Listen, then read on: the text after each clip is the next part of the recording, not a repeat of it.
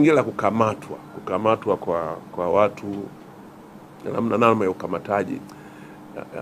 Hili mimi nimekwisha mwelekeza IGP nikaambia bwana, katika kipindi hiki kwa kweli mimi nisingependa ukamataji wa tofauti. Ukamataji ninao upenda mimi ni ule wa kwa mujibu wa sheria. Askari amevaa sare, askari anakwenda ripoti kwa mjumbe kwamba kuna mtu mimi na jeshi la polisi linamhitaji, tunataka kwenda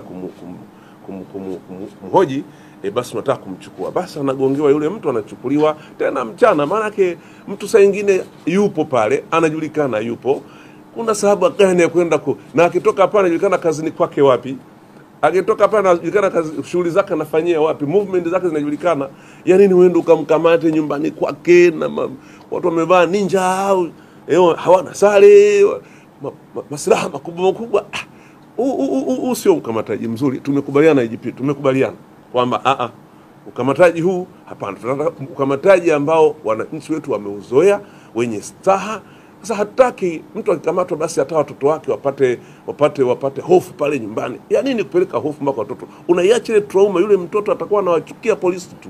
Wakiwaona polisi wanasema ulimkamata baba au ulimkamata mama. Hapana, sina mimi nadhani ukamataji mzuri ni ule wa kistaa, na maada mtu hana tishio la kukimbia au hajui, kwa sababu mmeshapeleza na mnajua hajui. Kwa unapokwenda kumkamata unaweza kumtegea tu hata ametoka nyumbani kwako ukutana bwana unaitwa kituo cha polisi.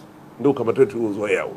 Kwa hiyo huu mwingine huu ukamataji wa tofauti na hivyo tumekubaliana, isipokuwa shughuli za kipolisi ziko nyingi, masuala ya kiusalama yako mengi, yana levels tofauti. Pale itakapobidi ya namna hiyo basi hiyo inayefanana na aina ya kosa, kuliko hata kosa kadogo tu mtu kaposti unajua visimu hivyo, mtu mwingine kaposti ka kitu tu hivyo uchochezi. Hapana, hii tumekubaliana na hili haliwezi kuwepo kabisa katika kipindi hiki. Na kwa kweli nadhani na lenyewe ndio limechochea sana kuleta wananchi baadhi kuwachukia polisi, lakini polisi hawa ndio wanaofanya kazi nzuri mpaka huko mtaani tunaishi kwa usalama.